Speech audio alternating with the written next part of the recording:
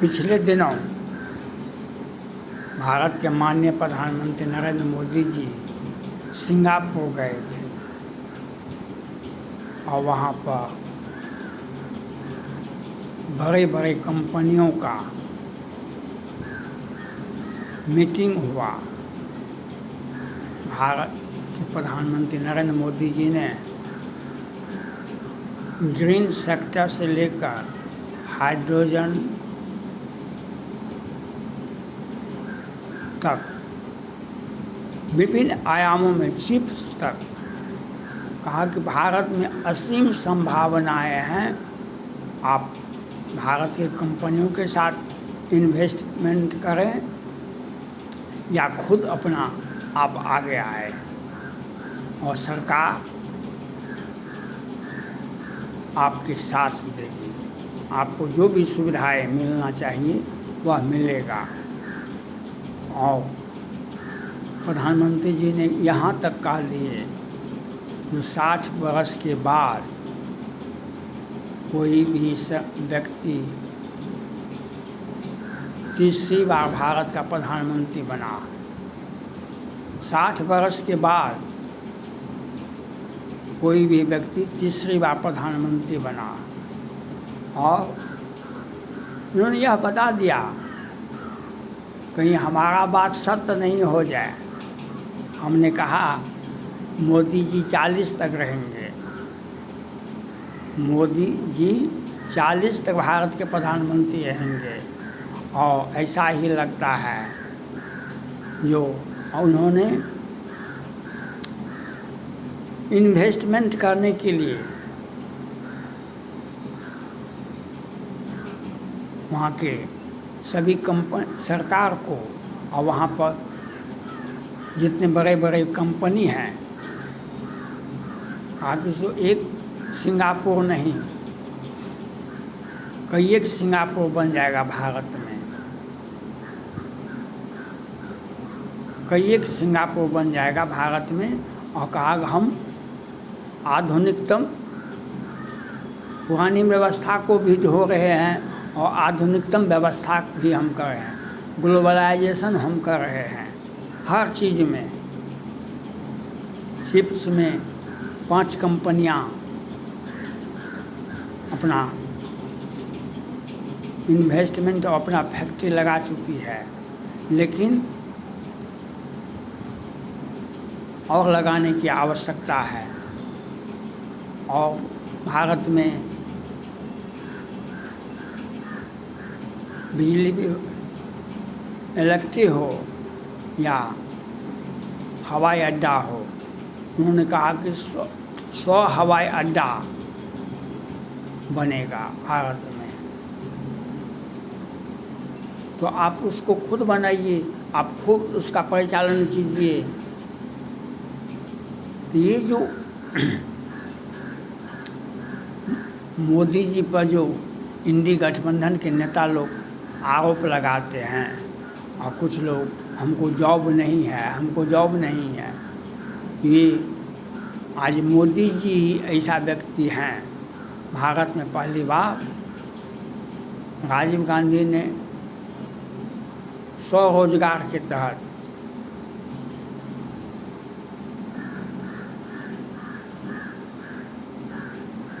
पंचायत को अधिकार दिए, पंचायत को पैसा डायरेक्ट किए। श्रीमती इंदिरा गांधी ने स्वरोजगार के तहत बैंक से सीधे छोटी गाड़ी से लेकर के बड़ी गाड़ी तक उपलब्ध कराया। आगे से आप छात्रों को बेरोजगारी अगर है, उन्होंने 20 सूत्री कार्यक्रम चलाए थे। आज मोदी जी ने देश विदेश में इजराइल हो या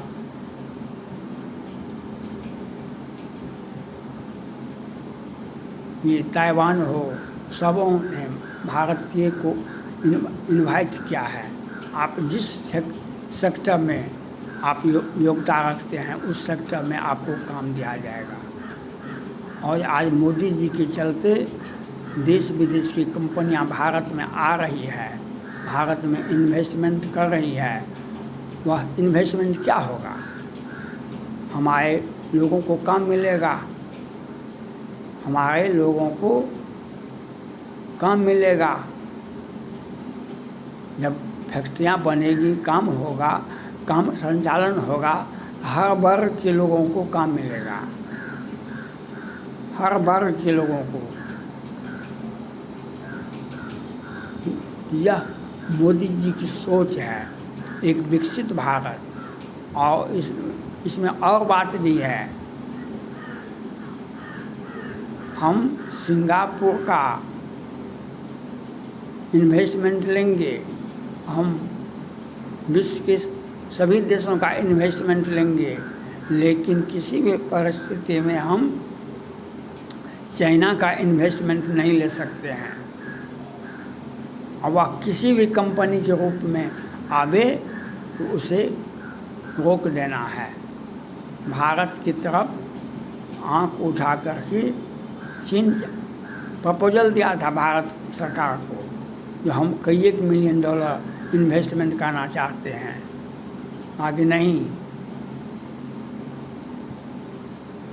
और मोदी जी से भी मैं आग्रह है, आप विश्व के किसी भी देश से इन्वेस्टमेंट लें, विश्व के किसी भी देशों से आप कंपनी को आप इनवाइट करें, लेकिन किसी भी परिस्थिति में चाइना का किसी भी रूप में कंपनी हो या सरकार हो या कोई भी हो, वह भारत में इन्वेस्टमेंट नहीं जाए। हमें चीनी और पाकिस्तानी से एलर्जी है, चीनी और पाकिस्तानी से एलर्जी है। वह देश तभी तक सुरक्षित, कोई भी देश तभी तक सुरक्षित रह सकता है जब चीन का इन्वेस्टमेंट नहीं होगा।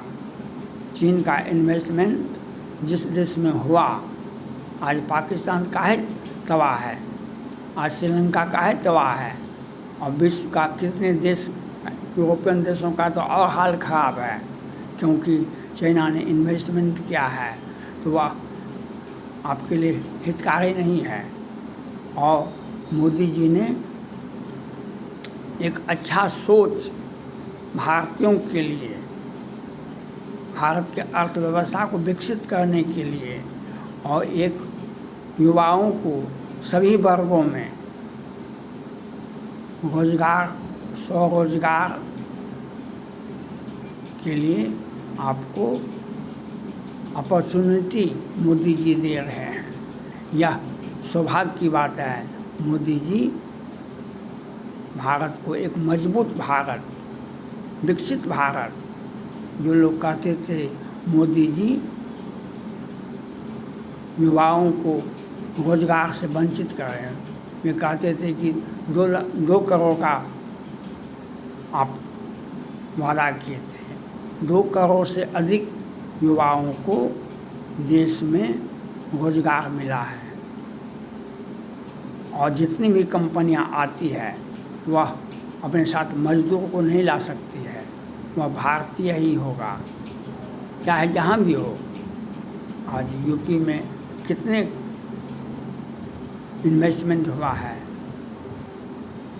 चाहे फिल्म इंडस्ट्री हो या कोई भी इंडस्ट्री हो, कितना इन्वेस्टमेंट, तो वहाँ पर मजदूरों को काम मिलता है। मोदी जी ने कहा हमने 4 करोड़ घर बनाया, 4 करोड़ घर बन गया है भारत में। ये मोदी जी का सोच है, मोदी जी की व्यवस्था है। और उन्होंने वहाँ पर अपने आयोजित समारोह में कहा कि भारत में अपार संभावनाएं हैं और विश्व का सबसे बड़ा आबादी वाला भी देश है, उसके लिए हमें कितने तरह की व्यवस्था करनी होगी और आपको कंपनी को भी फायदा होगा, आपको अपार संभावनाएं हैं। जो आप आइए, आप जिस सेक्टर में जाना चाहते हैं उस सेक्टर में आप काम अपना पैसा लगाइए, आप खुद काम कीजिए या हमारे कंपनी के माध्यम से काम कीजिए। आपको हम रेलवे का भी आधुनिकीकरण करेंगे, हवाई अड्डा का भी, और सारे विषयों पर अलग अलग चर्चा किए और एक अच्छा प्रस्ताव एक अच्छा वातावरण में उन्होंने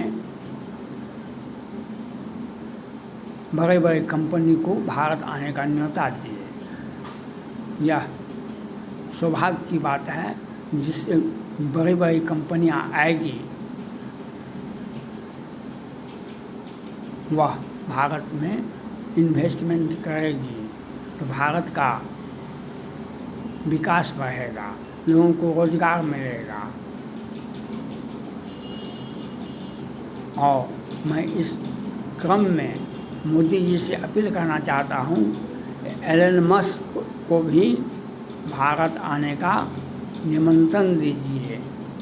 विश्व में सबसे बड़ा कंपनी का मालिक एलन मस्क हैं, उनको भी भारत में वह इलेक्ट्रिक के माध्यम से गाड़ियाँ चलाएंगे तो उनका भी स्वागत होना चाहिए। उनको भी उनके प्रस्ताव को स्वीकार करना चाहिए और अपना भी हित देखना चाहिए। और बड़ी कंपनी, अमेरिका की कंपनी और अच्छा इन्वेस्टमेंट कर सकती है और सब देशों का कंपनी उतना इन्वेस्टमेंट नहीं कर सकता है। तो एलन मस्क साहब को भी भारत में इन्वेस्टमेंट करने के लिए भारत के प्रधानमंत्री को प्रस्ताव देना चाहिए। और मोदी जी का जो एक सकारात्मक सोच है, फर्स्ट इंडिया,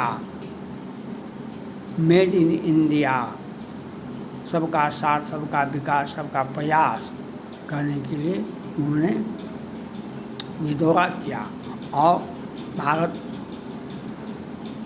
दुनिया के लोगों को एक आईना दिखाया कि भारत खुला इन्वेस्टमेंट चाहता है।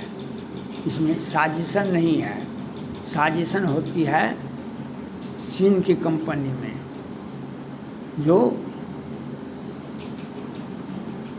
इसलिए हम चाइना का विरोध करते हैं। और विश्व में जितने भी कंपनी हैं, अपने उत्पादन कीजिए या इन्वेस्टमेंट कीजिए, जिस भी सैकड़ों क्षेत्र हैं यहाँ पर आप इन्वेस्टमेंट कर सकते हैं। और इससे हमारे भारत को, भारतीयों को काम के साथ साथ विकास भी होगा और हमें आधुनिकतम रूप से हम विकसित होंगे।